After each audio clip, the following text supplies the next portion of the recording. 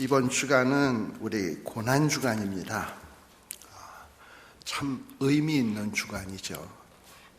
이 의미 있는 주간에 저는 여러분들과 함께 늦깎이 제자 아리마대 요셉에 대해서 한번 살펴볼까 생각합니다. 마태복음 27장 57절에 보면 아리마대 요셉에 대해서 이렇게 이야기합니다. 그도 주님의 제자라. 그도 주님의 제자라. 좋은 제자 같습니까? 나쁜 제자 같습니까? 그도 주님의 제자라. 어떻게 보면 제일 꼴찌로 그도 주님의 제자라. 제일 꼴찌로 제자가 된 듯한 이런 느낌이 들죠. 오늘 읽은 말씀에도 보게 되면 예수의 제자나라는 말이 나옵니다. 예수의 제자면 제자지 예수의 제자 나는 또 뭔가 또 이런 생각이 들게 됩니다. 참 어떻게 보면 아리마대 요셉에게 붙는 제자라고 하는 호칭 좀 이렇게 낮추어 부르는 듯한 느낌이 듭니다마는 이 아리마대 요셉에 대해서는 사복음서에서 다 기록하고 있습니다. 마태, 마가, 누가, 요한. 그만큼 이 아리마대 요셉의 이 기록은 중요하다고 할 수 있어요. 자, 도대체 이 아리마대 요셉은 어떤 사람인가? 도대체 이 아리마대 요셉에게 이 순환주간 동안에 어떤 일들이 일어났는가? 또 이 아리마대 요셉이 어떻게 변화되었는가? 하는 것들을 오늘 같이 한번 살펴보려고 합니다. 이 아리마대라고 하는 것은 지명 이름이에요. 아리마대는 예루살렘으로부터 한 서북쪽으로 한 30km 정도 떨어진 사무엘의 고향 라마다임 소빔이라는 곳입니다. 근데 이곳에 사는 사람들은요, 사무엘의 고향이다 보니까 아주 자부심들이 대단했어요. 자기네들이 가지고 있는 신앙의 전통, 여기에 대한 자부심이 대단했습니다. 아마도 이곳에서 자라난 이 아리마대 요셉도 자기의 그 출신 지역에 대한 자부심이 대단하고 아주 자랑스럽게 여기면서 자라났을 것입니다. 또 마태복음 27장 57절에 보면 이 아리마대 요셉의 집은 부자였던 것 같아요. 또 마가복음 15장 43절에 보면 아리마대 요셉은 사내들인 공회원이었다. 그리고 존귀한 사람이었다라고 이야기를 합니다. 사내들인 공회, 도대체 이곳은 어떤 곳인가? 우리 한국식으로 얘기하면 국회 정도 될까요? 근데 우리 한국의 국회보다도 훨씬 더 대단한 곳입니다. 우리 한국의 국회는 법을 제정하는 일을 주로 합니다마는 이 유대인들의 사내들인 공회는 입법, 사법, 행정, 이 모든 것을 관할하는 최고의 권력기관이에요. 따라서 이런 권력기관의 공회원이 된다? 이거는 아무나 될 수 있는 일이 아니에요. 소위 이스라엘의 지도자라고 할 수 있는 대제사장들 또는 장로들 그리고 서기관들 이런 사람들 중에서 특별히 뽑아가지고 한 70명으로 구성되는 게 사내들인 공회입니다. 근데 이 공회 안에 있는 대부분의 사람들은 바리새파 사람, 바리새인들이었던 것 같아요. 이로 짐작컨대 아마도 우리 이 아리마대 요셉은 대단한 사람이죠. 바리새인이니까 이 하나님의 구약의 율법의 말씀에 대해서도 아주 능통한 사람이었던 것 같습니다. 또한 이 사내들인 공회는 아무나 될 수 있는 게 아니에요. 도덕적으로도 흠결이 없어야 되고 육체적으로도 흠결이 없어야 선출될 수 있는 그런 곳입니다. 그러니 이 아리마대 요셉 정말 존귀한 사람이로구나 라고 생각할 수 있습니다. 부자다, 명문가 출신이다, 존귀한 사내들인 공회원이다. 그야말로 당시에 출세한 사람, 성공한 사람의 대표라고 해도 과언이 아니죠. 그런데 누가복음 23장 50절에 보면 이 요셉은 또 뭐라고 돼 있냐? 선하고 의로운 사람이다. 아니, 이렇게 출세해서 부자고 그야말로 대단한 사람인데 거기에다가 품성까지 선하다. 그리고 행실까지 의롭다. 어떻게 보면 완벽한 사람 아니겠습니까? 그죠? 완벽한 사람이에요. 자, 그런데 이렇게 외적으로 볼 때 직업이 훌륭하고 그리고 성품도 선하고 의롭고 다 좋죠. 그런데 진짜 중요한 것이 있습니다. 도대체 이 아리마대 요셉은 주님과 어떤 관계의 사람이었는가 하는 점입니다. 여러분들은 여러분들 스스로를 평가할 때 나는 어떤 사람이라고 생각하십니까? 아, 난 이만하면 직업 괜찮아. 난 이만하면 어떤 경제적인 어떤 필요한 모든 것을 갖추었어. 그리고 정말 아쉬울 것이 없는 사람이야. 내 미모면, 내 이 어떤 능력이면 내가 뭘 못하겠어. 좋습니다.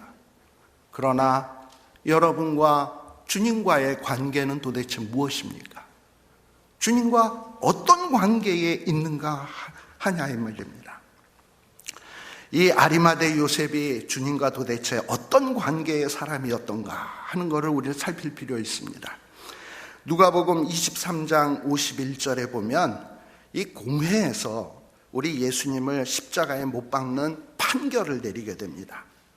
근데 그때에 이 아리마대 요셉은 가타, 그러니까 가라고 찬성하고 찬성표를 던진 사람이 아니었다고 증언해주고 있어요. 저희의 결의와 행사에 가타하지 아니한 자라. 즉 아리마대 요셉은요, 주님을 죽이려고 하는 그 판결을 승복하지 않은 사람이었습니다. 뭐 근거가 있을 거 아니에요? 주님의 이 판결에 승복하지 않는 근거? 이렇게 주님의 사형 지팡이에 찬성하지 않은 것은 이 아리마대 요셉이 그동안에 주님의 행적에 대해서 뭔가를 알고 있었기 때문에 그래요. 또 예수님의 삶을 그동안 쭉 지켜본 결과 우리 예수님이 이렇게 억울하게 사형받는 것은 이건 합당치 않는 일이다 라고 확신했기 때문일 것입니다. 그렇지만 이 아리마대 요셉은 안 돼요, 부입니다, 이렇게 또 얘기는 하지 못했죠. 자, 이런 걸 볼 때 이 아리마대 요셉은 우리 예수님에 대해서 뭔가를 좀 알고 있었고, 그리고 분명히 드러나진 않지만 우리 예수님과 어떤 관계가 있었던 사람이다라는 것을 알 수 있습니다. 또 마태복음 27장 57절, 아까 조금 전에도 말씀드렸지만 이 요셉이 주님과의 관계에서 어떤 사람인지 이 말씀을 보면 알 수 있습니다. 저물었을 때에 아리마대 부자 요셉이라고 하는 사람이 왔으니 뭐라고요? 그도 예수의 제자라. 마태는 분명하게 이 아리마대 요셉도 제자 중에 한 사람이었다라고 기록하고 있습니다. 그렇습니다. 주님의 제자였어요. 또 성경 마가복음 15장 43절에 보면 이 아리마대 요셉은요, 경건하게 하나님의 나라를 기다리는 사람이었다라고 기록하고 있습니다. 우리 주님의 공생애의 첫 메시지는 뭐였냐? 회개하라. 하나님의 나라가 가까웠다. 천국이 가까웠다. 라는 것입니다. 어쩌면 이 아리마대 요셉은 이런 메시지를 통해서 이스라엘 백성들의 오랜 소망, 메시아에 대한 기다림을 가슴 속에 품고 있었을 거예요. 그리고 주님이 걸어가시는 발자취를 바라보면서 이제 하나님의 나라가 임하는 것 아닌가? 이제 나의 희망과 꿈이 실현되는 것 아닌가 기대했을 것입니다. 즉 요셉은 우리 예수님에게 소망을 갖고 또 우리 예수님을 신뢰하며 살았던 사람 중에 한 사람이었던 것 같습니다. 그러나 이 아리마대 요셉은요, 떳떳한 제자는 아니었던 것 같습니다. 뭔가 이렇게 숨어 다니는 그런 제자였던 것 같아요. 요한복음 19장 38절의 말씀을 보십시오. 거기에 보면 예수의 제자나 유대인을 두려워하여 어려운 말이 나옵니다. 은휘하더니. 제가 갖고 있는 성경에는 은휘라고 되어 있습니다. 어떻게 보면 이 아리마대 요셉은 아주 비밀스러운, 그리고 정체가 모호한 그런 제자였던 것 같아요. 주님의 제자이기는 한데 자기의 제자의 신분을 감추고 있었던 사람이에요. 어떻게 보면 당시의 사회적 배경을 고려할 때 이 아리마대 요셉이 자기의 신분을 숨겼던 이유 좀 이해할 수 있을 것 같습니다. 당시에 어떤 이런 저명 인사들, 또 사람들에게 주목을 받는 사람들, 이런 사람들은요, 자기가 그리스도인임을, 그리고 자기가 주님의 제자임을 나타내기 쉽지 않았어요. 특히 유대인들, 특히 산헤드린 공회원들은 이 갈릴리 출신의 젊디 젊은 선지자 예수 그리스도를 아주 달갑게 여기고 있지 않았습니다. 그래서들 말하기를, 야, 갈릴리에서 무슨 선한 것이 나오겠냐 하면서 예수님을 깔보고 멸시했습니다. 실제로 이 갈릴리 지역 사람들은 좀 성격이 괄괄하고, 그리고 또 때로는 경솔하고 무례한 사람들이었대요. 그리고 평소에 율법을 제대로 지키지 않았기 때문에 이 바리새인들은 이 갈릴리 사람들을 이방인보다 조금 나은 정도, 그 정도로 생각을 했다는 거예요. 상황이 이렇다 보니까 이 백성의 지도자들은 갈릴리 출신의 예수가 기적을 일으켰댄다, 백성들에게 큰 인기를 얻고 있다고 할 때 설마 처음에는 반신반의하면서 이렇게 됐던 것 같아요.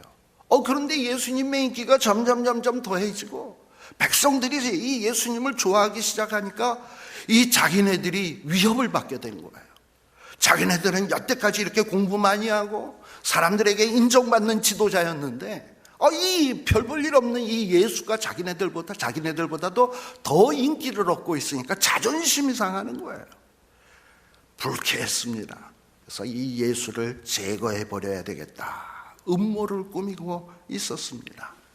그런데 이런 상황에서 산헤드린 공회원이었던 아리마대 요셉이 만일 주님의 제자가 되었다? 이러면 이건 충격인 거죠. 만일에 아리마대 요셉이 주님의 제자라는 사실이 밝혀지게 되면 이 요셉은 공회원에서 쫓겨나요. 그리고 백성들 사이에서 매장을 당해요. 확신합니다. 따라서 이 아리마대 요셉은 자기가 주님의 제자라는 사실을 사람들 앞에서 철저히 감추었던 것입니다. 니고데모도 마찬가지예요. 여러분들, 니고데모가 우리 주님을 찾아왔던 거 아시죠? 주님 앞에 가르침을 받고 싶었지만 그러나 대낮에 고온한 데 찾아올 수 없어서 밤에 몰래 아주 그냥 도둑같이 찾아와서 예수님을 만나고 돌아갔던 것 여러분들 다 아실 것입니다. 왜 그렇습니까? 이 예수님의 내가 제자라고 한다면 내가 그동안 쌓아왔던 부귀, 영화, 체면, 나의 이익 어쩌면 이거 손해보지 않을까? 그러니 예수님을 만나기가 선뜻 마음이 내키지가 않는 거예요. 사람들 앞에서 떳떳하게 나는 주님의 제자입니다 라고 얘기하기가 선뜻 마음에 우러나오지 않는 겁니다. 바로 아리마대 요셉이 그랬어요. 그러나 우리들 누가복음 23장 51절에 보면 이 요셉은 하나님의 나라를 기다리던 사람이었다. 이 요셉은 주님이 후세주라는 사실에 대해서 확신이 있긴 있었어요. 마음속 깊은 곳에서 주님을 흠모했습니다. 주님을 구주로 신뢰하고 있었던 사람이면은 틀림이 없어요. 그래서 마태복음 27장 57절에는 그도 예수의 제자라. 그도 예수의 제자라 라고 얘기를 한 것이에요. 그러나 뭔가 제자이긴 한데 떳떳지 않은 비밀스러운 제자였죠. 자, 그런데 이렇게 비밀스럽게 주님을 사랑하며 흠모하며 주님을 믿었던 아리마대 요셉, 드디어 이 사람, 자기가 주님의 제자라는 사실을 나타내지 않을 수 없게 되었습니다. 하나님은 이 아리마대 요셉을 이 무대 앞으로, 그리고 이 요셉을 끌어내십니다. 도대체 어떤 일이 있었기에 이 아리마대 요셉은 자신의 모습을 드러나게 된 것일까? 여러분들 요한복음 19장 38절의 말씀을 보십시오. 아리마대 사람 요셉이 예수의 제자나 유대인을 두려워하여 은휘하더니, 그 다음 나오는 말이 중요합니다. 이 일 후에, 이 요한복음 19장 38절은 원문에 보면, 원문 성경에 보면 이 일 후라고 되어 있지 않고 이 일들 후에, 복수로 되어 있습니다. 이 일들 후에. 그리고 우리말 성경에는 이 일들 후라는 말이 이 본문 중가운데 나옵니다만, 이 헬라어 성경에 보게 되면 이 일들 후라는 말이 19장 38절 제일 앞머리에 나오고 있습니다. 강조되고 있는 거죠. 이 일들 후에. 그래서 그걸 가지고 제가 가급적 이 원문에 합당하게 다시 한번 번역을 한번 해봤어요. 이렇게 번역이 될 겁니다. 이 일들 후에 예수의 제자나 유대인을 두려워 은휘하던 아리마대 사람 요셉이 빌라도더러 예수의 시체를 가져가기를 구하매. 원문은 이런 식으로 되어 있습니다. 여기서 이 일들 후라고 하는 이 단어가 의미심장을 해요. 이 일들이 뭔가 도대체. 이 일들이 뭔가 하는 것을 우리들이 살펴보려면 이 요한복음, 우리 오늘 19장 말씀을 읽었습니다만 한 18장서부터 일어난 일들을 쭉 한번 살펴보면 이 일들이 뭔가 하는 것을 알 수 있어요. 여러분들이 가지고 계신 성경책을 한번 쓱 보세요. 18장 1절에서부터 11절에 보면 주님이 겟세마네 동산에서 기도를 마치시고 체포당하시는 장면이 나옵니다. 또 요한복음 18장 12절에서 24절에 보면 예수님이 이제 체포당해서 대제사장의 장인이었던 가야바의 장인 안나스에게 잡혀갑니다. 가서 신문을 당하고 모욕을 당해요.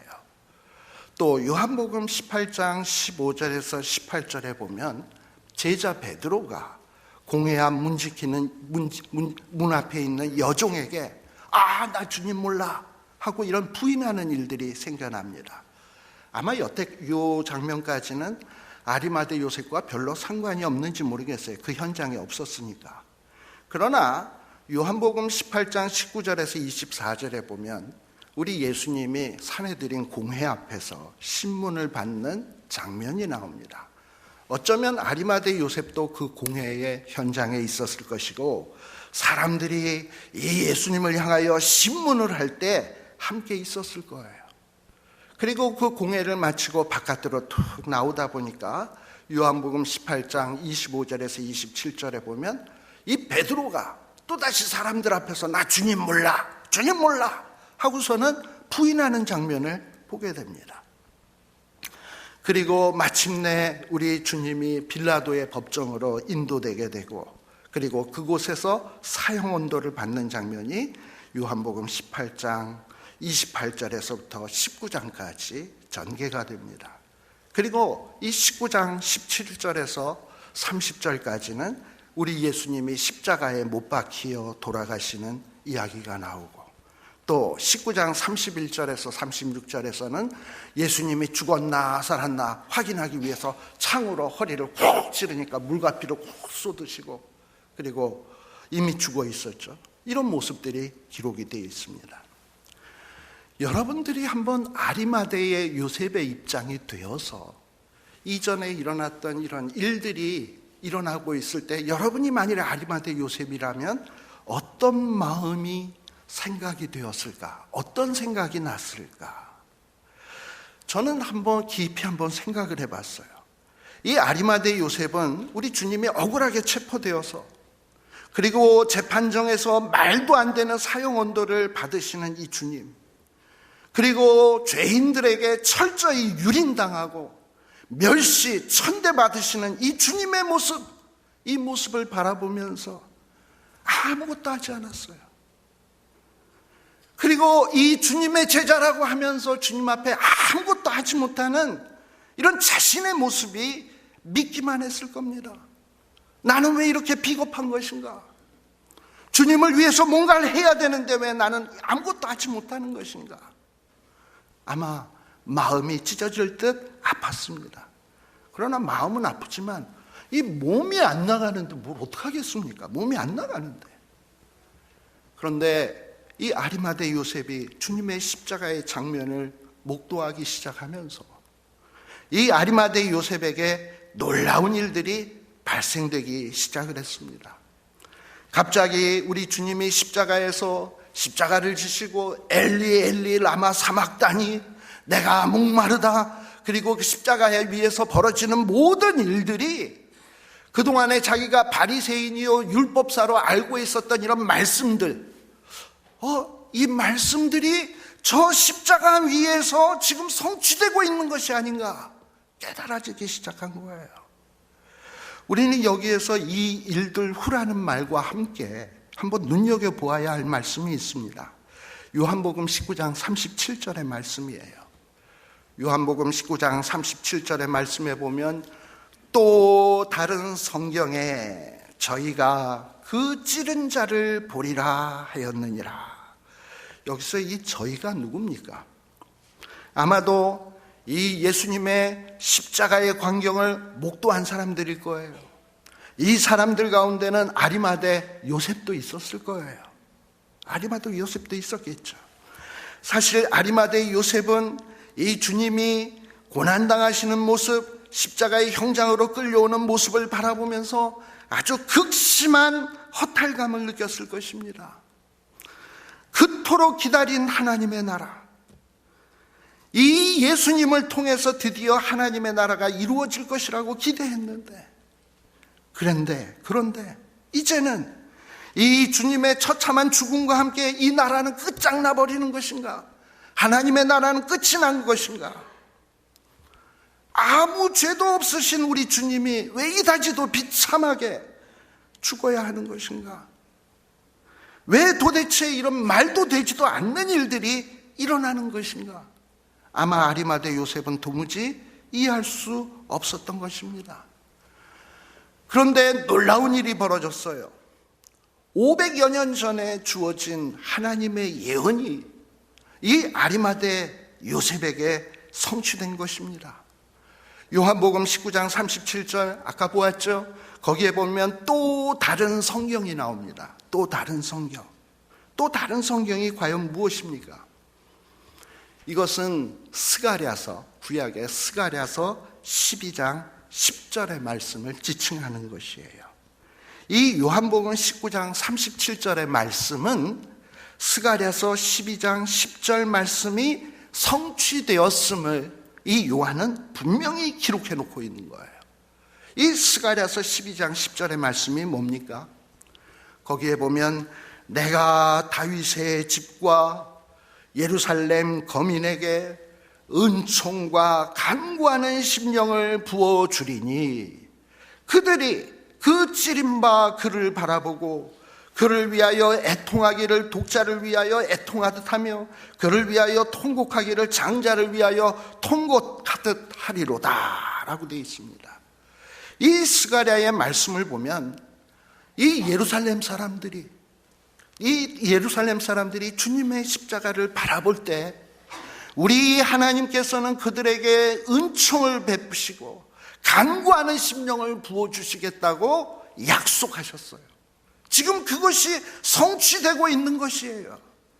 따라서 이 요셉이 주님의 십자가를 바라볼 때 하나님은 요셉에게 500년 전 스가랴를 통하여 예언한 바와 같이 이 스가랴의 마음속에 은총을 베푸셨습니다. 그리고 스가랴의 마음속에 간구하는 심령을 부어주셨습니다. 저는 이 순환 주간에 우리 하나님께서 이 스가랴의 예언처럼 여러분들의 마음속에도 우리 하나님께서 은총을 베푸시기를 간절히 축원드립니다. 여러분들의 마음속에도 하나님께서 간구하는 심령을 부어주시기를 간절히 축원드립니다. 우리 하나님이 아리마대 요셉에게 은총을 부으셨어요. 이제 마음속에 깨달음이 생겨나기 시작합니다. 성령의 감동이 북받쳐 오르기 시작을 합니다. 요셉의 입에서는 드디어 회개가 터져나옵니다. 눈에서는 눈물이 폭포수처럼 흘러내립니다. 오 주여, 오 주여, 나는 비겁자입니다. 나는 나의 부귀영화, 명예, 체면, 이익 때문에 주님의 제자임을 떳떳이 드러내지 못했습니다. 주여, 이 비겁한 나를 용서하지 마옵소서. 아마 기도했을 것이에요. 이제 마침내 요셉의 심령의 눈이 하나님의 은총으로 밝히 띄어진 것입니다. 그동안 바리새인이었던 요셉이 머리로만 알았던 말씀들이 주님의 십자가를 바라보면서 분명히 깨달아진 것입니다. 말도 안 된다고 여겨진 이 눈앞의 모습들이 왜 발생해야만 하는지, 왜 일어나야 되는지 깨달아진 것입니다.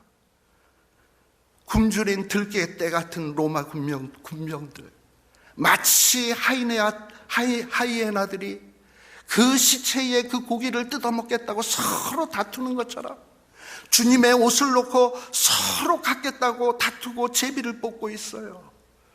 그런데 그 이유가 무엇입니까? 여러분들, 요한복음 19장 24절에 보면 성경을 응하기 위해서였다라고 되어 있습니다. 이런 사실이 깨달아지는 거예요. 주님께서 극심한 갈증과 목마름으로 입술이 말라 갈라집니다. 혀가 이틀에 들러붙었습니다.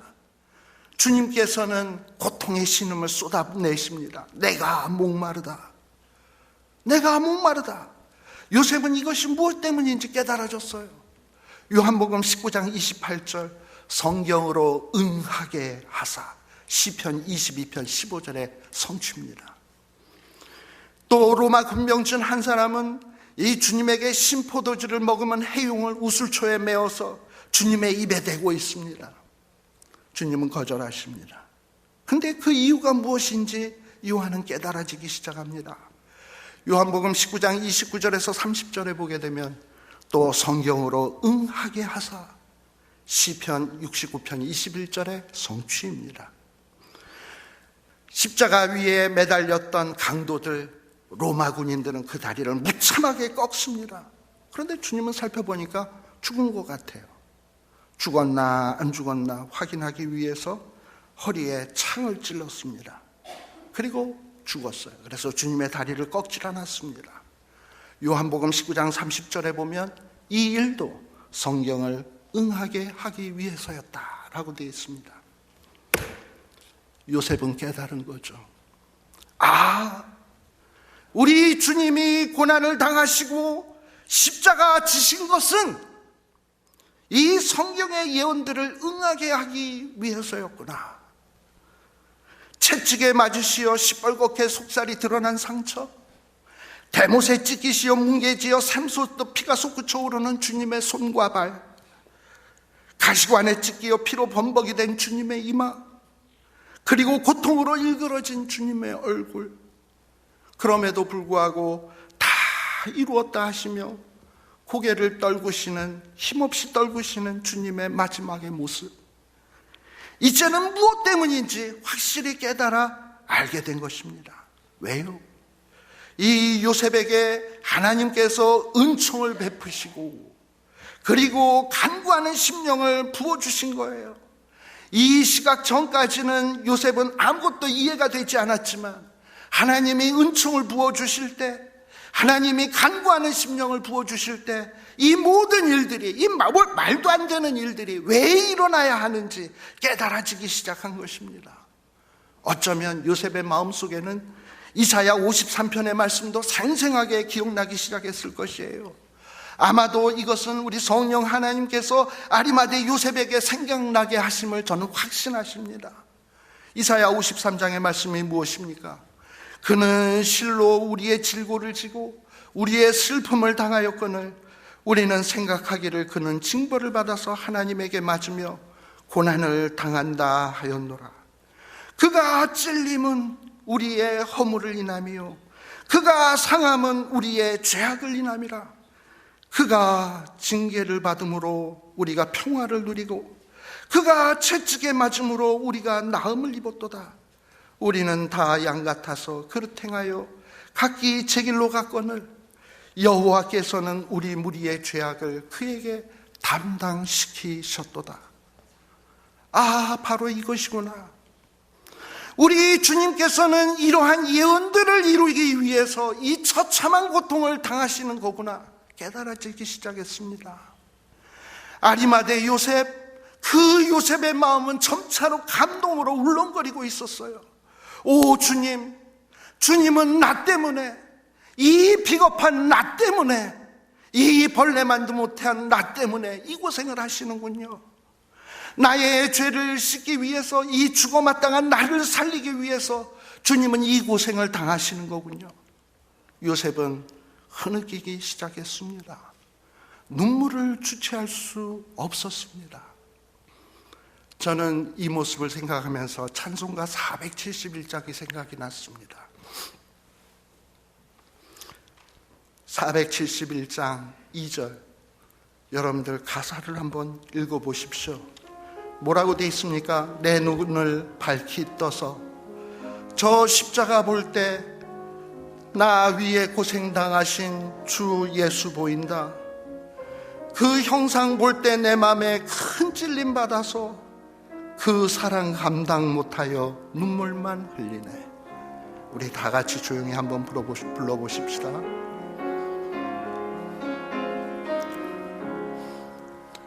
내 눈을 밝히 떠서, 좀 천천히, 십자가 볼 때 나 위에 고생 당하신 주 예수 보인다. 그 형상 볼 때 내 맘에 큰 찔림 받아서 그 사랑 감당 못하여 눈물만 흘린다. 그렇습니다. 우리 하나님께서 스가랴에게 예언하신 바와 같이 이 아리마대 요셉의 마음속에 성령님의 은총, 하나님의 은총을 부어주셨습니다. 눈이 띄어졌습니다. 십자가를 바라봅니다. 주님이 고난당하시는 것은 말도 안 되는 일이 아니라 바로 나의 죄 때문이구나, 나의 허물 때문이구나 라는 게 보이기 시작한 거예요. 그 주님의 그 처참하고 비참한 피가 뚝뚝 떨어지는 그 십자가를 바라보면서 마음이 찔리기 시작한 거예요. 그 사랑을 감당 못해서 눈물만 흘리기 시작을 한 것입니다. 그런데 시간이 얼마나 되었을까요? 주님의 음성이 들려옵니다. 다 이루었다. 뭡니까? 너의 죄, 너의 허물, 내가 이 십자가 위에서 다 죄값 치루었다, 이루었다. 얼마나 놀라운 승리의 고백입니까? 주님은 얼굴을 떨구십니다. 돌아가신 거예요. 여인들은 그 주님을 바라보면서 흐느끼기 시작을 합니다. 주님이 돌아가신 시각은 오후 3시였습니다. 갑자기 천둥이 칩니다. 하늘에서 폭포수 같은 비가 쏟아지기 시작을 합니다. 그 주님의 십자가를 구경하러 나왔던 사람들이 이제는 비가 쏟아지니까 흩어져서 달려서 집으로 돌아가고 있습니다. 모두들 뿔뿔이 흩어졌습니다. 이제 십자가 앞에는 그동안 주님을 쫓던 여자들만이 눈물만 흘리면서 남아 있습니다. 이제 몇 시간 지나지 않으면 안식일이 시작됩니다. 안식일이 시작되면 아무 일도 할 수 없습니다. 여인네들은 누가 빨리 예수님의 시체를 십자가에서 내려서 장사 치루어야 되는데 발만 동동 구르고 있어요. 안식일이 다가오는데 안식일이 되면 아무 일도 할 수 없는데 발만 동동 구르고 있는 거예요. 그런데 예수님의 시체를 십자가 위에서 내리려면 그 당시에 총독이었던 빌라도의 허락을 받아야 합니다. 그런데 이 허락을 받으러 갈 사람이 없어요. 12제자들은 다 도망가 버렸어요. 그리고 아무도 빌라도에게 찾아가 시체를 달라고 탄원할 사람이 없는 것입니다. 오후 4시가 되었습니다. 5시가 되었습니다. 아무도 빌라도를 찾아가는 사람들이 없었습니다. 이런 상황에서 막 해가 지고 있는데 아리마대 요셉은 이제는 더 이상 가만히 있을 수가 없었습니다. 자리를 박차고 빌라도에게 달려갔어요. 여러분들 마가복음 15장 43절의 말씀을 보십시오. 아리마대의 요셉이 와서 뭐라고요? 당돌이 빌라도에게 들어가 예수의 시체를 달라고 하니, 그동안에는 유대인이 두려워서 자기의 신분을 감추고 은유하던 이 사람이 갑자기 이제는 그 섯을 시퍼런 빌라도에게 가서 당돌하게 예수의 시체 내놓으세요. 너 누구냐? 나 예수 그리스도의 제자요. 근데 그리고 나 사내들인 공회원이요. 이 예수의 시체 가져가서 무슨 문제가 생기면 내가 다 책임지겠소. 빌라도도 알아요. 사내들인 공회원이 얼마나 대단한 사람인지. 이런 사람에게 시체 내주면 문제가 없겠네. 내준 거예요. 여러분, 조금 전까지 비겁하던 이 아리마대의 요셉이 어떻게 이렇게 당돌하게 시체를 내어달라고 요구할 수 있습니까? 조금 전까지만 해도 자신이 은밀한 제자라는 것이 알려지면 자기가 그때까지 쌓았던 부, 권력, 명예 순식간에 다 물거품이 될 수 있고, 자칫 잘못하면 정치적 모함을 받을 수도 있고 목숨을 버릴 수도 있다는 것 때문에 비겁한 모습을 보였던 자였어요. 그러나 하나님이 부어주시는 그 하나님의 은총으로 주님의 십자가의 참 의미를 깨닫게 된 요셉은 더 이상 침묵을 지킬 수가 없었습니다. 이제는 자기가 그리스도의 제자임을 숨기고만 있을 수 없었어요. 수제자 베드로는 예수님을 부인했습니다. 다른 많은 제자들도 주님이 십자가 지실 때 다 숨어버렸습니다. 아무도 눈에 보이지 않습니다. 그런데 이 주님이 죽으신 후 누군가가 그 시체를 거두어야 하는데 누군가가 거둘 것인가? 이때에 더 이상 아리마대 요셉은 자기 자신을 숨길 수가 없었어요. 나라도 나서지 않으면 안 된 상황임을 알았던 그는 마침내 큰 결심을 하고 사람들이 보는 그 역사의 무대 앞으로 뛰쳐나온 것입니다. 여러분, 하나님이 은총을 베푸시고 간구하는 심령을 부어주시면 비겁하던 사람이 용기 있는 사람으로 바뀌어집니다. 여러분, 이와 같은 은총이 있어지기를 축원합니다. 요셉은 주님의 시신을 수습해가지고 장례를 준비합니다. 그런데 같은 공회의 동료였던 니고데모가 몰약과 침향 섞은 것을 100근쯤 가지고 찾아오게 됩니다. 38절에서 39절의 말씀이죠. 왜 찾아왔나요? 니고데모도 가슴이 찔렸던 거야. 니고데모도 하나님이 그에게 은총을 부어주신 거야. 이전에는 비겁하게 밤에만 찾아왔었는데 주님을 모르는 것처럼 하고 자기를 은폐하고 지냈는데 주님이 십자가 지시던 그날 니고데모의 마음에도 하나님이 은총을 베푸신 거예요. 그래서 후회하는 마음, 자기의 비겁함을 한탄하면서 이 몰약과 침향 섞은 것을 가지고 아리마대를 찾아옵니다. 저는 이 요셉과 니고데모가 주님의 장례를 치르면서 둘이 함께 자신들의 그 비겁했음을 후회하는 모습을 한번 상상해 보았습니다. 아마 그들은 이렇게 말했을 거예요.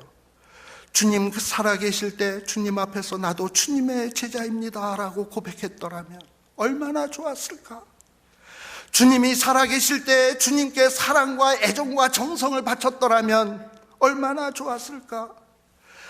우리 주님이 살아계실 때 주님 앞에서 내가 그분의 제자였음을 자랑했더라면 얼마나 좋았을까.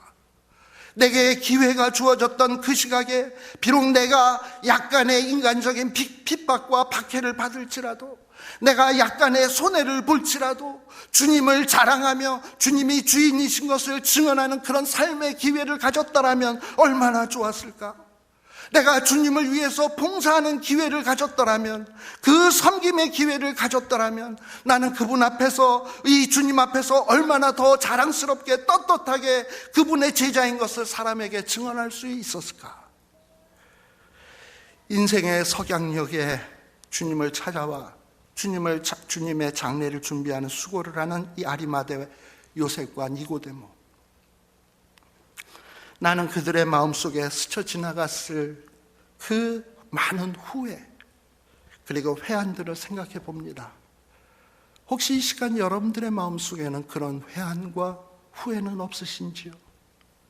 그래, 내가 주님으로 말미암아 내가 정말 죽을 수밖에 없었던 내가 하나님의 자녀가 되었다, 감격했었죠. 그러나 그동안 살아온 여러분의 삶을 한번 생각해 보자고요.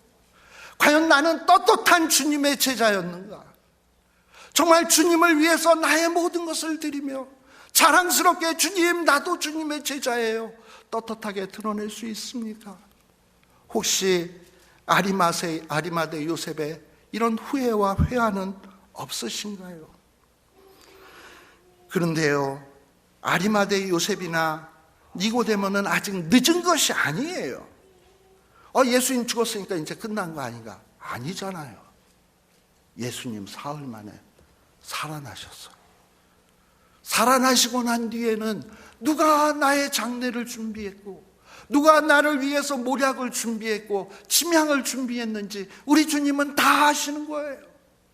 그러니 니고데모와 아리마대 요셉의 수고는 결국 버스 떠나간 다음에 한 것이 아니라 이 말이에요.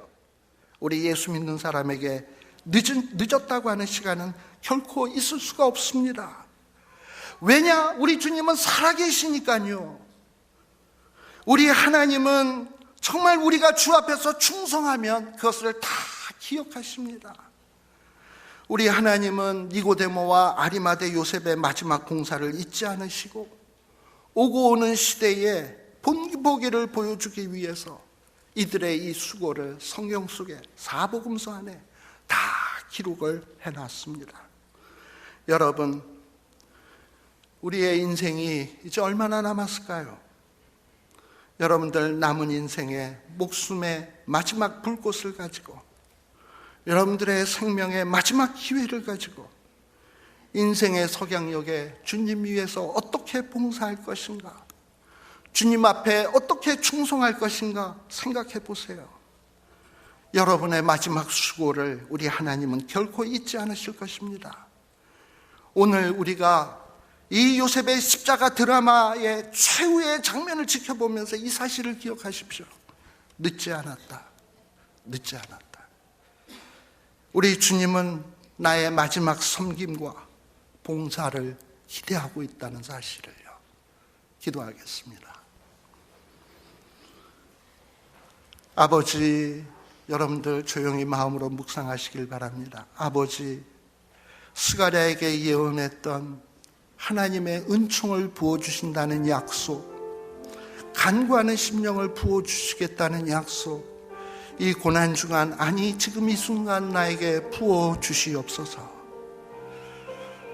주님 십자가 바라볼 때 내 눈을 뜨게 하여 주옵소서. 주님께서 고통당하시고 십자가 지시고 그리고 죽기까지 정말 멸시와 천대를 받으시는 이유가 무엇인지 분명히 깨닫게 하여 주옵소서. 주님, 아리마대 요셉은 비겁하던 사람이었습니다. 그러나 은총을 받고 주님의 그 간구하는 심령을 부어주시고 은혜 받았을 때 그는 그 비겁하던 모습이 온데간데 사라져버리고 당돌한 아리마대 요셉으로 변화되었습니다. 아버지, 나에게도 그 같은 마음을 주옵소서. 아리마대 요셉은 나중에 자기의 있는 재산 다 털어서 주님의 장례를 준비하고 자기를 위해서 준비했던 그 무덤까지도 주님을 위하여 내어놓았습니다. 아버지, 내 남은 인생 주를 위하여 섬기고 싶습니다. 주를 위하여 충성하고 싶습니다. 나에게 은총을 부어주옵소서.